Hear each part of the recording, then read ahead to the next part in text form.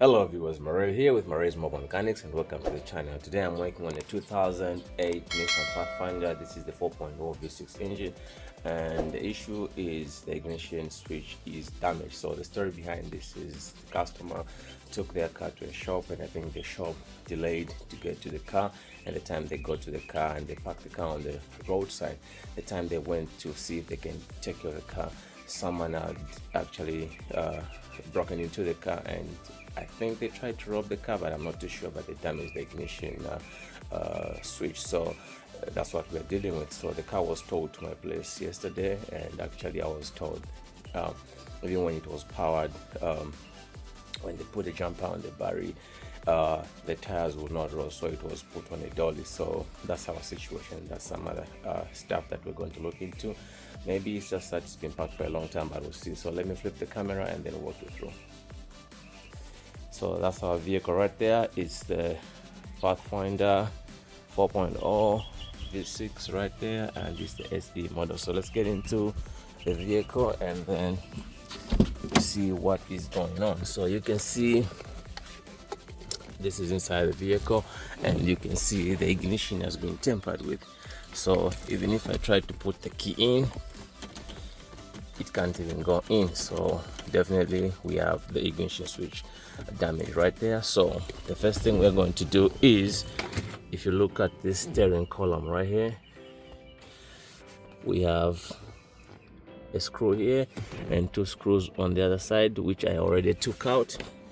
It's those screws right there, three of them. You can see there are three, and then there's one right here. So I loosened it already. I'm just going to take it off by hand. And then for the three screws, these three, I use this Phillips head screwdriver, and then for this one right here, I just use this short Phillips head screwdriver. So what we're going to do right now is, you see right here, there's these buttons, I believe, the ones that can go in or move. This one's not moving, these two are moving, which means there's a plug, electrical plug that you need to plug into for them to actually work. So what we're going to do right now is we have to actually pull this plastic off. You just have to force it. It's plastic. Just have to force it, and you can see it just comes off just like so. And just like I said, in the back here, you have to be very careful. There is a plug or two that you need to take out. There's one here and one on the other side. So let me take those out and then I'll bring you guys back. Hello viewers, so I wanted to point out, so you can see this side the plastic cover came out pretty okay, but this side it was not moving. So I did find out that you need to take this plastic panel off. I used just a screwdriver, and then there is one more screw right there. So let's take that screw out just like so, and then this plastic cover should just actually come out just like so. So once the screw is out, it now exposes these two connectors. Like I said, you can see right there, there's a tab. All you have to do is press and then pull. So it's difficult to actually film and work. So let me do that off camera and I'll bring you guys back. Hello viewers, so I have an update. So remember, we took the screws out of this plastic cover. So this one just comes off just like so. You just have to pull it out and then it comes out. And then you can see we are getting closer to the busted ignition. So I kind of feel like once we take this screw out right here, this plastic cover, I think there's a screw right there. You can see one here and then one there. Once we take those screws out, I believe this can be lifted up a little bit and then this can actually come out. So right now, sorry for that, we have a bunch of screws or nuts to take out. So you can see, so right now this whole steering assembly is held by these nuts. There's one here and there's another one right here, and when we go down here, there's also one right there, and then this side it's a nut. I don't know if you are able to see that, but let me see if I can get some light on it. If you look down there, there is that nut right there, and they are all 12 millimeters, so I can't access that nut. So what I'm going to do is I'm going to take out this box right here. It's held by a 10 millimeter bolt or screw. So we'll take that bolt out so that we can move this guy off the way, so that we can create space for that 12 millimeter bolt right there. That one right there. I don't know if you can see it. It's the copper one. So once we take those 4 out and these 2 screws and this whole thing, the steering system will fall down and lean on this one. But if you wanted to go more down, you can take these 2 10 millimeter bolts, but I think we'll keep it at this one right now for now. So let me take those out and then I'll bring you guys back. Hello viewers, so I took out you can see I got the 2 nuts and 1 bolt. So there's only 1 nut holding this steering assembly up. So right now, after taking the other 2 screws, 1 here and 1 here, I just lift it up on this side so that the ignition switch can pass through. And right now what's remaining is just the one nut right there.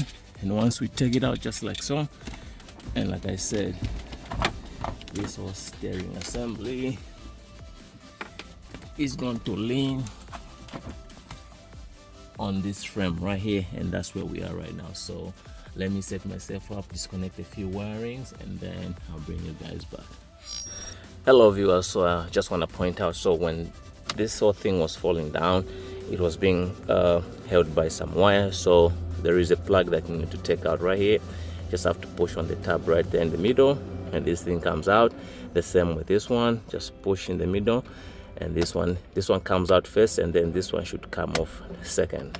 So if you need to take pictures, it's a good time to take pictures. So we took the gray one first and then the yellow one. So the yellow one will go in first, then the gray one later. So right now we got this guy free, and now I'm going to drop it down and then we see what we're going to do next.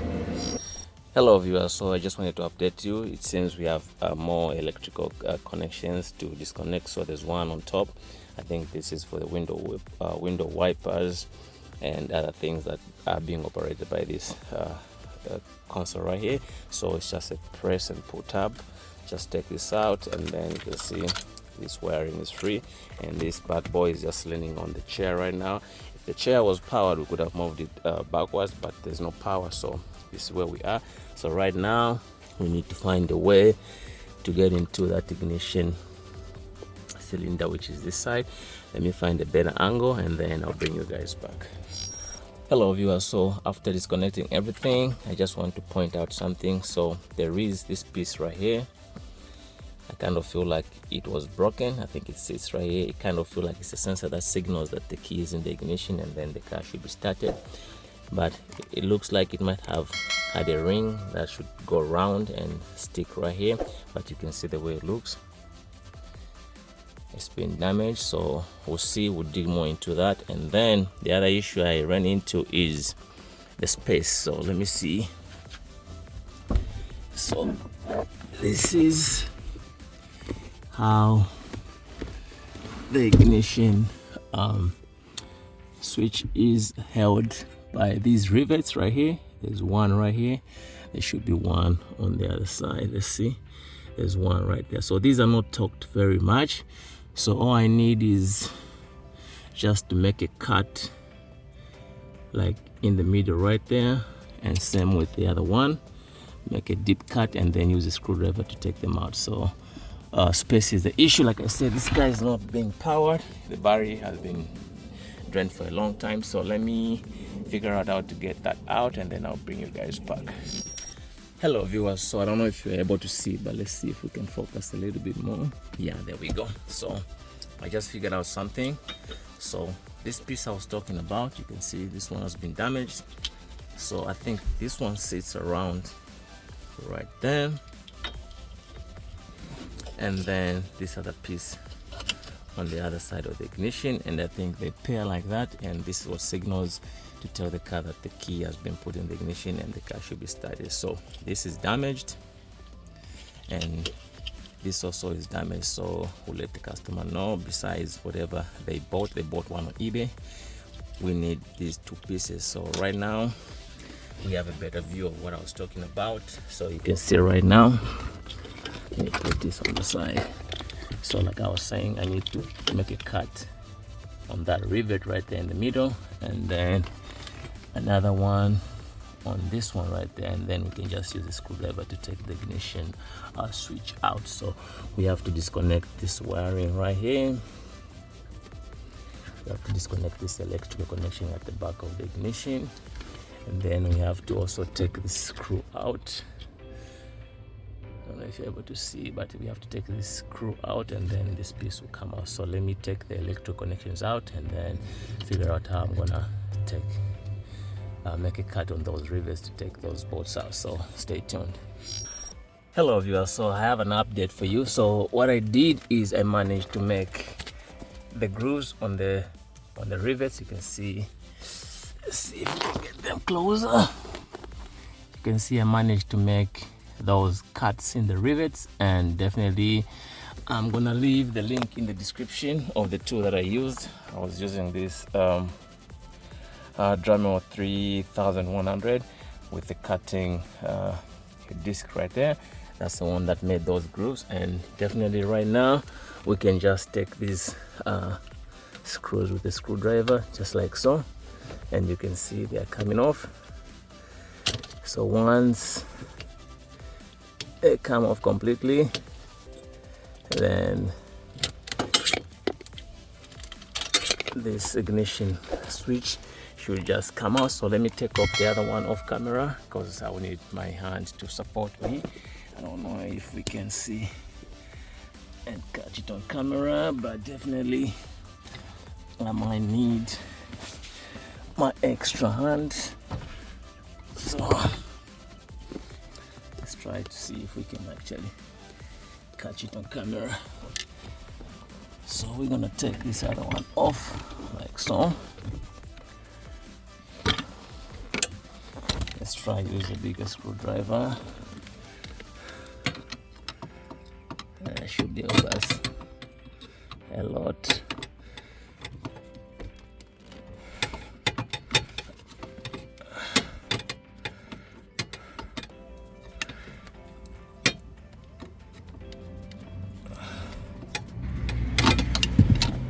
So right now I can try to take it off by hand,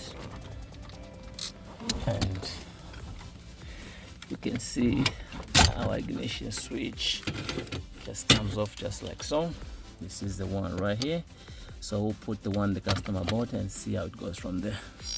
Hello viewers, so this is what the customer bought, and if you remember very well, I was talking of these pieces being broken. Lucky enough, this one they got came with all the accessories, so it's just a plug in and play.